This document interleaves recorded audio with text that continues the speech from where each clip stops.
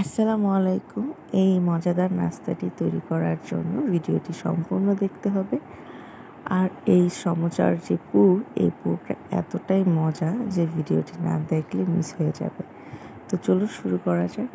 প্রথমে আমি এখানে আটা নিয়েছি, তার ভিতরে পরিমাণ মতো লবণ, সয়াবিন তেল দিয়ে ভালোভাবে মেখে নিয়েছি। নেওয়ার পর ঠান্ডা নর্মাল পানি দিয়ে একটি ডো করে নিয়েছি। ডোটা যখন সফটভাবে এটা রেডি হয়ে যাবে, সামান্য পরিমাণ তেল দিয়ে এটা রেস্টের জন্য রেখে আমি এখানে পুরটা রেডি করে নিব। তার জন্য কিছু চিকেন, অল্প পরিমাণের কিছু চিকেন আমি ব্লেন্ড করে নিয়েছি। গরম তাওয়াতে তেল দেওয়ার পর আমি তেলটা গরম হয়ে যাওয়ার পর চিকেনটা দিয়ে কিছুক্ষণ নাড়াচাড়ার পর এখানে আদা বাটা, রসুন বাটা, লবণ, গোলমরিচের গুঁড়ো আর গরম মশলার গুঁড়া সব কিছু পরিমাণ মতো দিয়েছি। আপনাদের পরিমাণ মতো সব কিছু দিয়ে নেবেন। তারপর কিছুক্ষণ ভাজা হয়ে গেলে এখানে দিয়ে দেবো বাঁধাকপি। আর বাঁধাকপিটা সিদ্ধ করব না, এটা জাস্ট একটুখানি পানিটা শুকিয়ে গেলেই নাড়াচাড়া করে এটা নামিয়ে ফেলবো। বাঁধাকপিটা একটু কাঁচা কাঁচাই থাকবে, পানিটা শুকিয়ে যাওয়ার পর এটা নামিয়ে নিব। আর এখন আমি যে সমোসাটা তৈরি করব তার জন্য কিছু আটা আমি এখানে পানি দিয়ে গুলে নিয়েছি। নর্মাল পানি দিয়ে আটাটা গুলে রেখেছি। এটা সাইডে আপনার জয়েন দেওয়ার জন্য কাজে আসবে। এখন আমি আটাটা সুন্দর করে কিছুক্ষণ মধ্যে এটা ছোট ছোট করে আমি আলাদা করে নিব রুটি বেলার জন্য। এখন রুটিটা নর্মালভাবে বেলে নিতে হবে। একটা ছোট সাইজের একটা রুটি করে নেব। একই সাইজের 3টা বা 4টা রুটি একসাথে বেলে নিতে পারবেন, যে যেভাবে সুবিধা হয়। 2টা নিয়ে বেলে নিলে সুবিধা হলে 2টা নিয়ে বেলে নেবেন। আমি এখানে একটা রুটি বেলার পর এর উপরে কিছু সয়াবিন তেল দিয়ে দিব। তারপর দিয়ে দেবো বেশ কিছু পরিমাণের আটা বা ময়দা, আপনারা যেটা দিয়ে বানান না কেন। তারপর একটার পর একটা রুটি দিয়ে দিব। আমি এখানে 3টা রুটি নিয়েছি।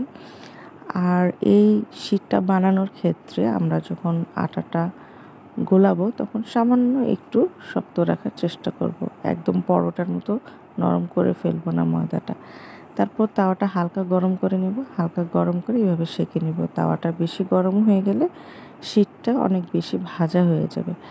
তার জন্য তাওয়াটা হালকা গরমের ভিতরে দিয়ে জাস্ট উল্টে পাল্টে নেওয়ার পর হালকা হাতে টান দিলে ইজিভাবে এটা খুলে চলে আসবে। এখন এই শীটগুলি আমি সুন্দরভাবে শেপ করে কেটে নিব। আমি এখানে 2 ধরনের শেপ করে কেটেছি। একটা লম্বা করে, আর একটা হলো পিৎজার মতো করে কেটে নিয়েছি। তবে আমার কাছে পিৎজার মতো করে কেটে নেওয়াটাই বেশি সুবিধা হয়। পিৎজার কাটটা আমার স্কিপ হয়ে গেছে। আমি ভিডিওটি খুঁজে পাচ্ছিলাম না। তো এই একটা শেপ, আর এই হলো পিৎজার যে শেপটা, সেই শেপ। তো এখন আমি এখন আমি সমোসার শেপ করে আপনাদের দেখিয়ে দিব। আর সাইডের যে অংশটা থাকবে সেই অংশটা ডুবো তেলে ভেজে এই বাঁধাকপিটার সাথে মিক্সড করে নিব।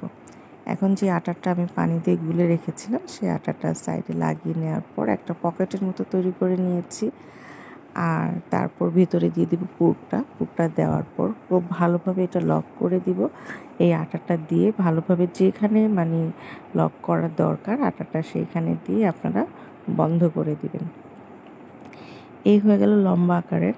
আর এই পিৎজা আকারের যে শেপটা, এই শেপটা একদমই ইজি। জাস্ট 2 সাইড থেকে একটুখানি এক পাশে ময়দাটা লাগিয়ে নেওয়ার পর পুরটা দিয়ে এক পাশের মুখটা বন্ধ করে দিলেই রেডি হয়ে যাবে সমোসাটা। আর এই সমোসাটা আপনারা ফ্রোজেন করে রাখার জন্য এইভাবে জাস্ট সেনি বা যে কোনো কিছুর উপরে ডিপ ফ্রিজে 2 থেকে 3 ঘন্টা রেখে দেওয়ার পর যখন এটা শক্ত হয়ে যাবে তখন এয়ারটাইট বক্স অথবা জিপার লক পলিতে আপনারা এটা রেখে 20 দিন বা 1 মাস আপনারা ডিপ ফ্রিজে রেখে খেতে পারবেন, টিফিন অথবা বাচ্চাদের বিকেলের নাস্তা হিসাবে। তো এখন আমি কিছু পরিমাণ ভেজে নিব। আর ভেজে নেওয়ার জন্য তেলটা গরম তেলের ভিতরে দিয়ে অল্প আছে সময় নিয়ে সুন্দরভাবে লাল লাল করে ভেজে নিলে রেডি হয়ে যাবে এই সমোসাটা। আর এই সমোসাটা খেতে খুবই মজা হয়েছিল। তো রেডি হয়ে গেছে আমার সমোসাটা। আপনারা অবশ্যই বাসায় ট্রাই করে দেখবেন। আশা করি ভালো লাগবে আপনাদের খেতে। ভালো লাগলে ভিডিওটি লাইক অথবা শেয়ার করে যাবেন। সবাই ভালো থাকবেন। আল্লাহ হাফেজ।